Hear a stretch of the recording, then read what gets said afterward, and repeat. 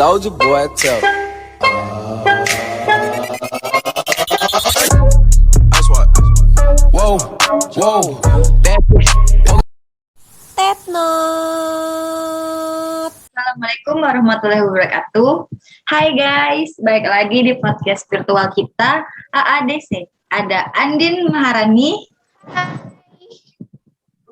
dan saya sendiri di Romarana Cengkar dan teman saya yang satu lagi Cantika Segigi. Hai.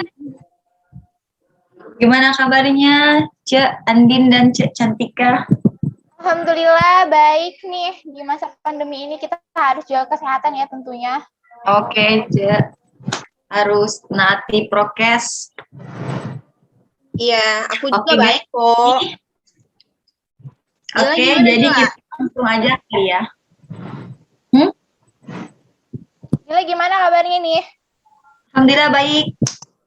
Oke, mantap. Jadi Kita mau bahas apa nih? kita bakal ngebahas materi pengambilan keputusan dari mata kuliah manajemen lembaga pendidikan nih. Nah, anak PGSD pasti tahu dong materi ini, iya kan? Tahu dong. Tentunya dong.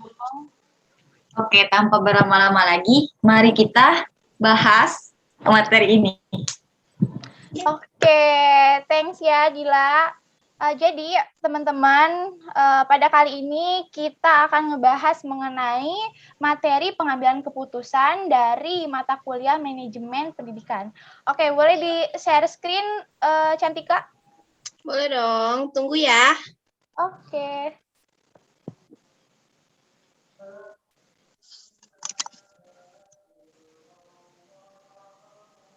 Apakah sudah terlihat teman-temanku? Iya, aku sih udah. Oke, udah. Udah ya. Oke, jadi di sini kita di podcast pada kali ini bakalan ngebahas mengenai materi pengambilan keputusan. Nah, apa sih pengambilan keputusan itu? Kita harus tahu dulu dong definisinya. Betul nggak? Betul. Cantika, betul nggak, Dila? Oke, jadi definisi dari keputusan itu artinya menentukan, mengakhiri, menyelesaikan, serta mengatasi. Nah, ada juga nih menurut para ahli. Para ahli berpendapat seperti Suharman bahwa pengambilan keputusan adalah proses memilih atau menentukan berbagai kemungkinan di antara situasi-situasi tidak pasti. Nih ada juga menurut para ahli yang tertera di layar, pengambilan keputusan itu proses membuat pilihan dari sejumlah alternatif untuk mencapai hasil yang diinginkan. Jadi nih bisa kita simpulkan pengambilan keputusan merupakan suatu proses memilih dan menentukan sesuatu untuk mencapai hasil yang diinginkan. Jadi seperti itu. Khadila, Cantika. Oke, terima kasih Cik Andin udah mau ngejelasin tentang bagaimana cara pengambilan keputusan. Nah, dalam pengambilan keputusan itu pasti ada tipe-tipenya ya kan? Betul. Serta bagaimana sih proses dalam pengambilan keputusan itu? Aku yang jawab ya. Jadi, Iya. tipe-tipe pengambilan keputusan itu diklarifikasikan menjadi dua macam. Yang pertama itu keputusan terprogram dan keputusan tidak terprogram. Oke, kita bahas ya. Yang pertama, keputusan terprogram itu dianggap persoalan-persoalan yang bersifat krusial. Keputusan terprogram itu mampu diselesaikan secara individu tanpa membutuhkan masukan dari pihak middle atau manajemen yang lainnya. Nah, kalau keputusan tidak terprogram itu, keputusan yang diambil dalam usaha memecahkan masalah-masalah baru. Keputusan tidak terprogram ini tidak bersifat pengulangan. Terus, tadi itu kan bagaimana proses dalam pengambilan keputusan.